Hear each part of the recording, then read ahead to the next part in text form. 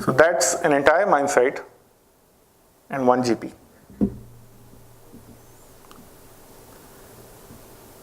The yellow points are what you're seeing. I mean, those are the few points that we have. The gray or the black, can I play again? Yeah, the gray or the black points, okay, I mean, the gray reflects the uncertainty, so you become more uncertain in the outside areas, okay, where you don't have much of data, okay, and the black points, which you don't see, okay, obviously, are low uncertainty regions, which are kind of overlapping with the yellow points. So this is one practical application of these concepts. All good?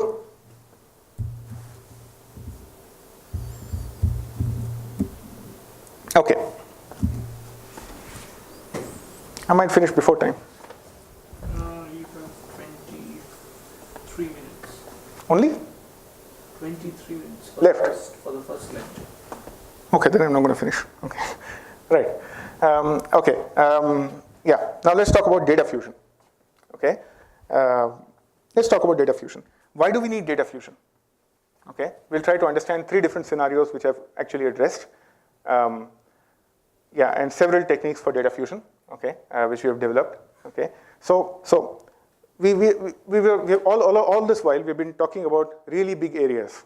Okay. So if you are to model, say, terrain, okay, or subsurface, typically you require more than one data set to get a full picture. Okay. It might also happen that in some areas you might not be able to take certain sensors. Okay, maybe in some areas of the mine, I could take my vehicle and record GPS measurements or whatever it is, or use laser scanners. In some areas, it's not possible to take a laser scanner. I might have to go with a drone or something else, okay, and take some other mode of data capture. Question is, how do you integrate all of this into one picture? That's one scenario. Okay, for your quantity of interest, you want to integrate multiple data sets, possibly with multiple sensors, multiple different sensors, to get one accurate picture. Okay. The second question is what we've already discussed, the subsurface geology. Okay. When you're modeling any subsurface geology, it's all correlated. Okay. If let's say you have 3 different elements, which is kind of what they were interested in, the sponsors of this work. I mean, yeah. So they monitor a lot of different elements, but 3 of them were particularly key. Okay. Now, these elements are all correlated. You could model them individually. It's totally fine. Okay.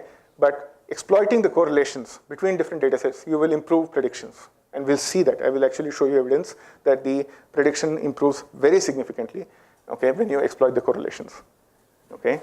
The third scenario is if you have data sets where you have heterogeneous data types.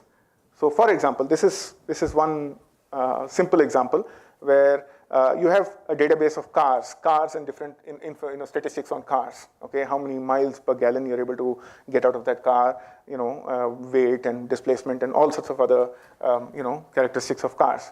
So you could potentially learn a model on this, okay, on these numeric attributes, and say that for a given car, if you give me the numeric attributes, the specifications, the weight, the displacement, and whatever else, I will tell you how many miles per gallon it will consume. Or it will give you, sorry, how many miles per gallon it will give you. Okay. Alternatively, can I also include information about the make? So for example, can I learn information like a Volkswagen or a Toyota might actually give you better miles per gallon than, for example, a Ford Mustang or whatever else. Okay. Yeah. So learning information from heterogeneous data types within your same data set again requires an element of data fusion. That's the third scenario we'll look at, okay, where we use data fusion. All of this with GPs. Okay? Right. Now, I will relate all of this back to what you've already seen. You won't see any new equations, at least not a lot, but it will come back to basic GP regression. Okay? These equations you're already very familiar with now. Okay, basic GP regression, just the definition of a GP, okay, finite set of random variables, a collection of random variables, any finite subset of which will be Gaussian distributed.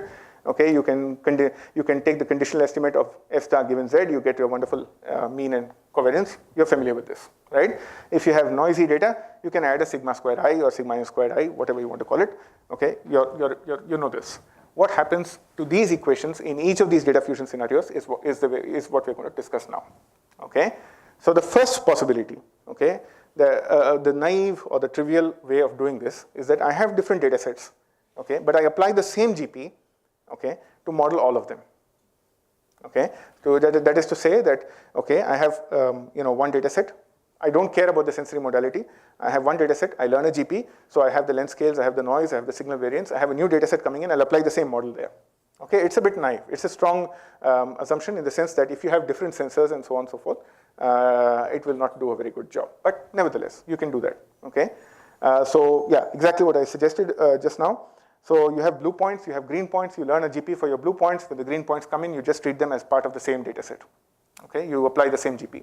Okay, so nothing changes here except, okay, instead of all along X was one data set, now you'll have multiple data sets. Okay, so that term becomes a bigger block. That's what is going to happen. Okay, so x1, x2, etc. till xnt. You can use whatever notation you want. Xnt, for me, nt was basically number of tasks. Okay, so yeah, that's how it came about. But basically, the x term becomes a collection of different data sets, so it will become a bigger block, nothing else. Okay, likewise, the z over here will become a much larger vector. Okay, right? Then what else happens? The kernel matrix, okay? Because you have now multiple data sets, instead of just having one k of x comma x, you'll have a k x1, x1, x1, x2, etc. till x1 nt, okay? And a symmetric matrix of this form. Does this come across? You have different data sets. All along you had one data set, okay? K of xx. Now instead of x, you have x1, x2 till xn, okay? So you're basically saying the covariance of the first one with itself, the covariance of the first one with the second one, the covariance of the first one with the last one, and so on and so forth. Okay? So it just becomes a bigger matrix, nothing else. Okay? Likewise, when you have your test data, x star, and k of x star comma x, earlier you had only k of x star comma x, but now x has become x1 to xnt, so this automatically expands from k of x star x1 to k of x star xnt. You're just expanding it, okay, to accommodate other data sets. Okay. Similarly, k of x star comma x star remains the same. Whichever GP you're trying to, so in this case there's only one GP. So yeah, it just remains k of x star, and the predictive noise is the same as your training data. Okay, this remains more or less the same. Right. So in this case, yeah. So the problem with that technique, okay, is that it would work as long as your data is mostly similar. If so for example, a GPS gives you much sparser measurements than, for example, a laser scanner. So if you take a GPS dataset and a laser dataset, okay, and just integrate them with that technique, it will fail. Okay, it will fail as in you will get you won't get any much of an accuracy improvement. That's your objective. In that context, a second degree of freedom. We can add one more degree of freedom over here, which is basically based on heteroscedastic GPs. Okay. Now, over here, what we are saying is we learn, for the first data set, we learn a GP. Okay. So for that GP, we would have got our length scales, we would have got our signal variance, we would have got our noise. Okay. For that data set. Now we have a new data set. Okay. For that data set, I will use the same kernel parameters, but I will change the noise. Okay, so effectively I'm saying different inputs, okay, I'm able to quantify the difference between the different inputs through only one parameter, the noise. Okay, so I'm adding 1 degree of freedom. Till now I was using all the parameters identical. Now I'm saying the noise alone changes, nothing else. Okay, so blue points, 1 GP. Okay, so you have Lx, Ly, the sigma n, the sigma f, okay, for the blue points. When the green points come in, all of the parameters are the same except the sigma n. Okay, so now blue points have a sigma blue and the green points have a sigma green. Okay, and the red points are where we want to predict. Okay, that's the only difference, right? Now what happens to the equations? We'll go back to the good old basic GP regression equations and see what changes. Okay, so you're already familiar. The first thing is that instead of one data set, you have got multiple data sets now. Okay, instead of one data set of observations, you've got a very long vector now of multiple observations, right? The kernel matrix changes. It changes to accommodate different data sets. So you have k of x1, x1, x1, x2, etc. till x1, xnt, and so on and so forth. But along the diagonal, instead of having one single value of sigma or sigma n or whatever you want to call it, you'll have a sigma per element. So you'll have a sigma 1, sigma 2, etc. till sigma nt. So every GP has its own noise parameter. That's all. Okay? Otherwise, yeah, this remains the same as in the previous case. Instead, you're comparing your test points with your training points. Your training points here are coming from multiple data sets, so you'll accommodate all of them in a bigger matrix, nothing else. Okay? Now there's one difference over here. Okay? So K of x star, okay, which is what is the noise I would associate with my test or predictions. Okay? So in literature, there is one technique which is done, which is to say that, okay, if my points from data set 1 are coming with, so let's look at a figure, it's always nicer. Okay. In literature, one thing which has been done is that the blue points are associated with a sigma blue, and the green points are associated with a sigma green. Okay? You use only those noise parameters, and you learn a GP on just the noise. Okay? If you can learn a GP with just the noise parameters, so you're modeling only the noise, then at the red points, you can predict the noise. Just as we've done elevations and all till now, we are only modeling noise. Okay? So at all blue locations, our noise is sigma blue. At all green locations, our noise is sigma green. So you learn a GP on just the noise parameter, just the noise values, and you can basically interpolate across this whole field and predict what the noise would be at each of these red points. Okay? And then you apply it to the GP that we have been doing till now, which is the standard equation. Okay? Instead of adding, sigma 1 or sigma 2 or whatever, you'll add an R, which is coming from a GP. That's one way of doing it. The simpler approach is to simply take a weighted average. Okay? To say that, for example, if at a red point, I'm using 5 blue points and, say 6 red points, take a weighted average of the sigma blue and the sigma green, and that will give you a reasonable estimate of the noise of the test point. Okay, it's just coming from the view that your test points are as noisy as your training points. If I'm using 5 blue and say 6 green points to make a prediction at my red, well, my test points have to be as noisy as that, not much more. Okay, so these are two different ways. Right, now the final approach, the most general approach is called dependent GPs. This is the most complicated and basically most flexible also.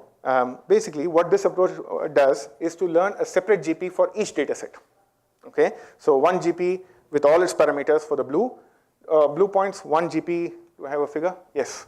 One GP for all the blue points, okay, with its own parameters, one GP for all the green points with its own parameters, and in addition to that, I'm also learning autocovariances and cross covariances that capture the spatial correlation between the blue GP and the green GP.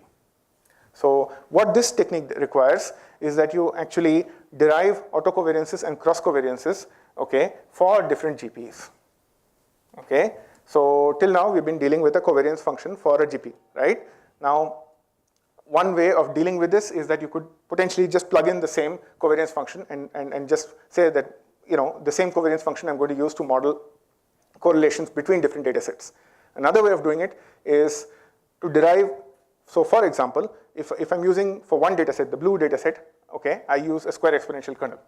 For the green data set, I use a Mattern kernel, okay? What I would need to do, okay, is to have a cross covariance between a square exponential and a Mattern kernel, okay? I need to derive that so that I can actually capture the correlations between the two different data sets, okay? Now, to understand this, what this does, okay, this is a lovely figure that explains this concept, okay?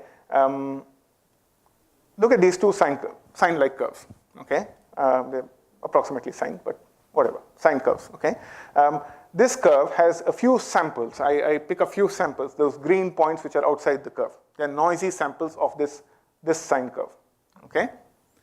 For this curve, I pick a few samples, populate them with some noise, add some noise, and I get those red points on the side, okay? Now with the red ones, I learn a GP, okay? And I get a nice, and I do an interpolation, and I get a nice curve which follows the true outcomes. Okay, in this case, I have a ground truth. It's coming from an equation. It can't be disputed. Okay, so I can actually compare, and I have a very nice outcome. In the case of the green ones, if I actually model it just these points with a GP and predict through the space of points, I'll get that. Okay, that's not a really nice prediction, but given the data that you have, you can't do much better. Okay, whether you get this or you get slightly different, depends on the kernel of choice. If you use a neural network kernel, it will just taper off. Like I said before, it saturates, so your data also saturates that way. If you use a square exponential kernel, it will go to the mean of these samples. So it will come to somewhere there. Okay? But effectively, both ways it will be wrong. Okay? Because you wrong or you don't have enough information. So you really can't do much better. Okay? When you apply this dependent GPs technique, you're actually learning that these points are part or the curve, the manifold that goes through this, is an inverted version of this one. You're learning that information from the data, okay? And you're using that to predict. When you use that information to predict, you get this blue curve. You can see that's far more accurate, and even in terms of uncertainty, the green one, as you go away from the data, the uncertainty explodes, the blue one remains good. Okay? So what this technique does is in kriging and geostatistics, it's called co-kriging. Okay? In machine learning, in GP literature, this is basically dependent GPs or multi-output GPs. There's also a concept called multi-task GPs. Mathematically, they are equivalent. Okay? Some people can be a bit pedantic about whether you call it a multitask or a multi-output GP and so on and so forth. But yeah, it's effectively doing something similar. Okay? So I think you get the idea of what we're doing over here. Okay? So what happens in terms of equations? Okay? Come back to the same basic GP regression equation. Okay? Yeah, so what happens? The first thing, good old data set change. You had one data set in the past, K of xx. Now you are dealing with multiple data sets, so this K of x, x becomes a bigger block matrix. Okay? Your z vector, okay, which has your observations, okay, that becomes a much longer vector. Okay, because you are incorporating observations from different data sets. Okay, now your kernel matrix or covariance matrix, okay, it is a matrix of autocovariances and cross covariances between different GPs. Okay, so there's an autocovariance, meaning the correlation of the first data set with itself, the correlation of the first data set with the second data set as captured by a cross covariance function, okay, and so on and so forth. Each of these KYs, okay, is basically an autocovariance or a cross covariance, and additionally you have the noise term along the diagonal. Are we okay with this till now? Okay. Now there is okay. Let's come to that a little bit later. Okay, and K of x star comma x becomes okay a block, a matrix, okay, a much bigger matrix where you'll have one autocovariance term depending on which GP you're predicting, okay, and a bunch of other cross covariance terms. Okay. Now K of x star comma x star is basically the GP that you're predicting. So for example, in this context, okay, K of x star comma x star would be the green GP, okay, given the red GP. Okay, you could also predict the red GP given the green points. Okay, so you could do both. Okay, so depending on which one you're predicting, K of x star comma x star will use that GP's noise and that GP's parameters. Okay, now there is something called a process convolution approach. I will not go into the detail, but I will just tell you how those autocovariances and cross covariances are derived. Okay, so there is something called a process convolution approach. Okay, this was started from a paper in atmospheric studies, and in that domain, there's a statistician in that space.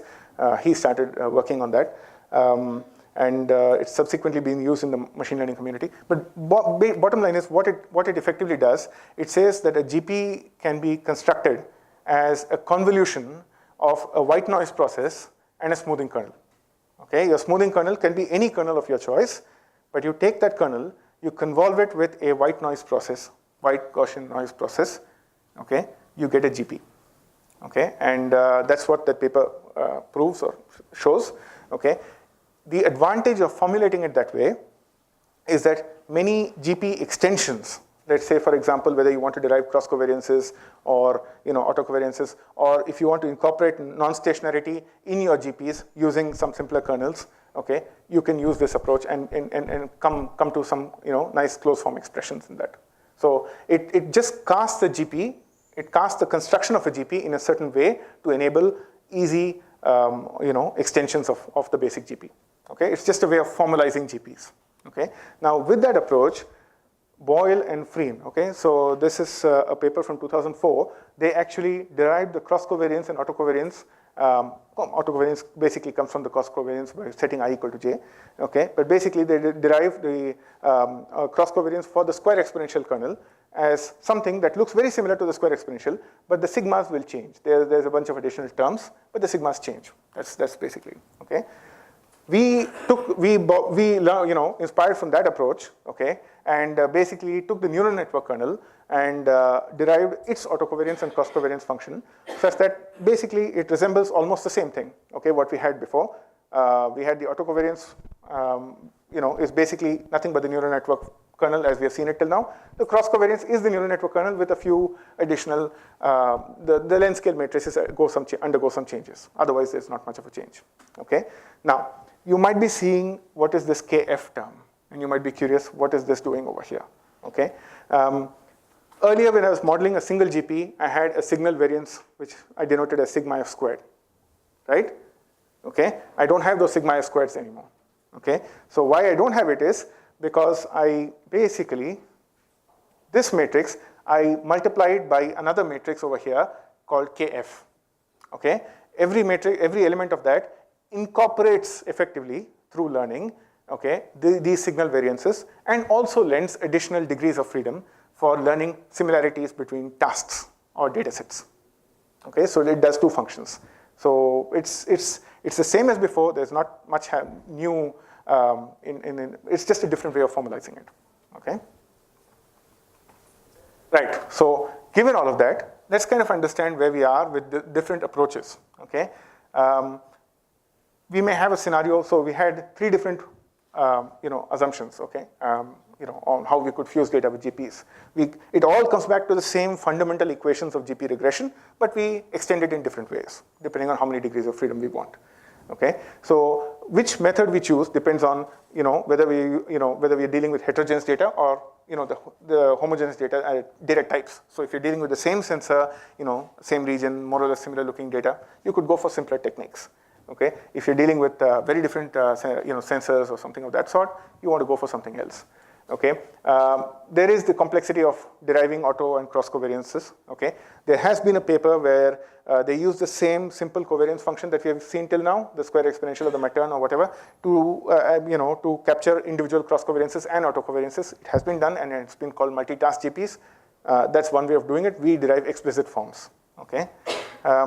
There are also the number of hyperparameters. Okay, so the good old GP has one signal variance, one noise parameter, and kernel, depending on which kernel you pick, you have some length scales and bias, whatever. Okay, in the dependent GP, instead of this one, you will have number of data sets times number of data sets plus one. So you have a symmetric matrix of the same size as your number of data sets. So it's n into n plus one by two different elements, symmetric. Okay, and nt different noise parameters, and accordingly, depending on which kernel you choose, you'll have that many different parameters. So the number of parameters increases significantly. Okay. Then there's also the possibility of a batch versus a recursive estimator. So one way of looking at it is I give you 5 data sets. Okay.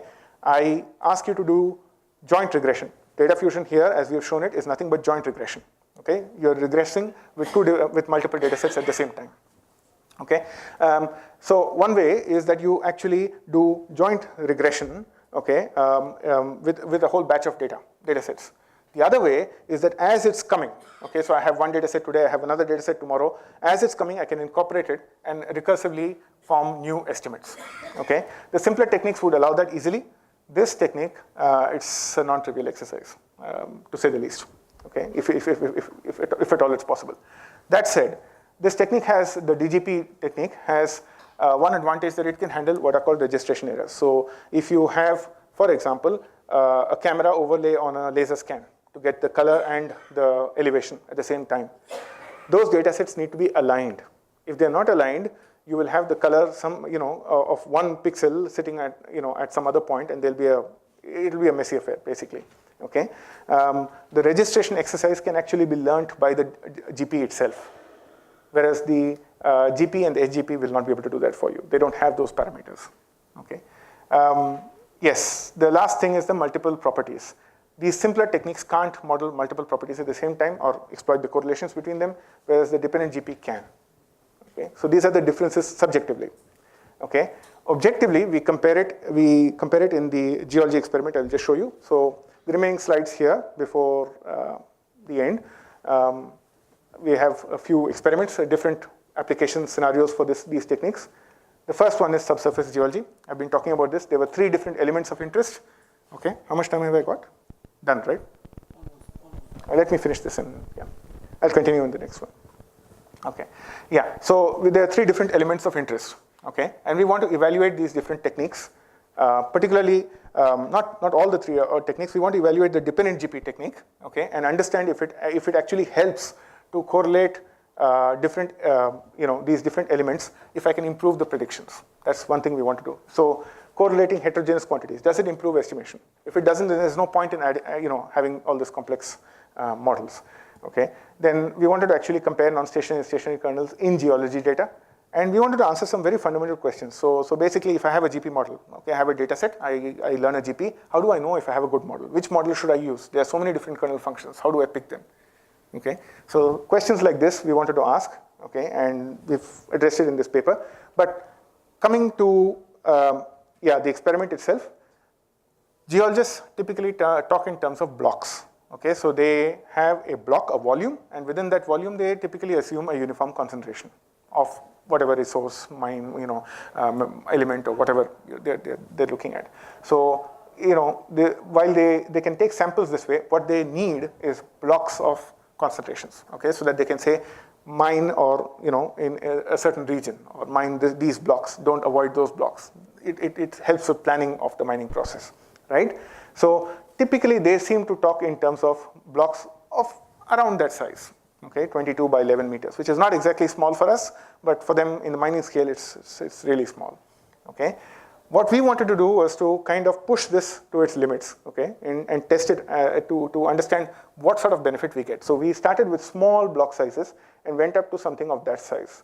Okay, the last size is something that nobody will ever use, but we just wanted to see if our algorithm can give us any benefit or not. Okay, so when your blocks become larger, okay, so you will have many blocks, okay? So if you have a large block over here, you'll have very few points in it, okay? If you have small blocks, generally the number of points per block will be more or less uniform. If you have a large block size, some blocks will have few points, some blocks will have many points. The disadvantage in that context is the prediction error, will fluctuate a lot, okay? So if you have one block with a lot of test points, okay, and that block will have a very high prediction error compared to a block which has very few test points, for example. Okay, so this is what we call by stratified. Okay, so this is the least stratified size. Okay, and that's the most stratified.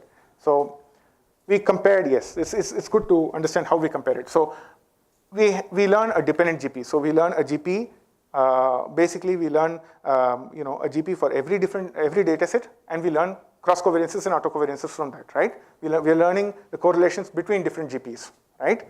Now, so we compare that multi-output or dependent GP with equivalent GPs. So from those parameters, we pull out the sigma f, we pull out the sigma n, okay, and we have 3 different GPs, okay, with the same parameters. So using that KF matrix, I estimate the sigma f as though I would be modeling it with a single GP. Okay, so I learned the parameters for the dependent GP. I pull out from those parameters the relevant parameters I need so that I could estimate them individually. And I also compare it with 3 separately learned GPs. Okay, so you understand the effect of learning correlations between attributes as well as learning them singularly. You understand the difference in that context. We had multiple metrics. So yes, the square error of prediction, that's quite standard. We also looked at how much the uncertainty comes down, okay? And we also looked at what is called negative log probability. So what this term does is effectively tells you how well your model explains your test data. Okay, so if you look at this term, okay, there is an error term on top and there is a predicted uncertainty in the denominator. Okay, so what you want is this NLP term to be really low. Okay, how you achieve that? I mean, what you don't want, what you want over here is low error and low uncertainty. If you have high error and low uncertainty, this quantity will explode, and that's a really bad scenario. It means that you're very confident because you're low uncertainty, but your error is big. Okay, you want to avoid that. Okay? If your error is big and your uncertainty sufficiently captures it by being large, okay, this quantity will still be okay. Okay? So what you don't want is a model that says I'm really confident, but I'm really wrong. Okay? Yeah? That's not good. So it kind of captures that. So we kind of, this is just a summary. Okay, this is huge tables which you can look at in the paper.